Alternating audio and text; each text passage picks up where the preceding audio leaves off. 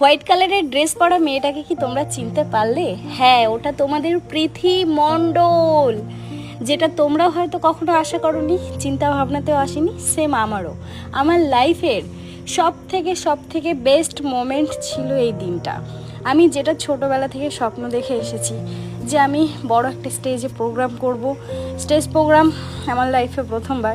আমি এখনও কথা বলতে গিয়ে অনেকটা নার্ভাস হয়ে যাচ্ছি।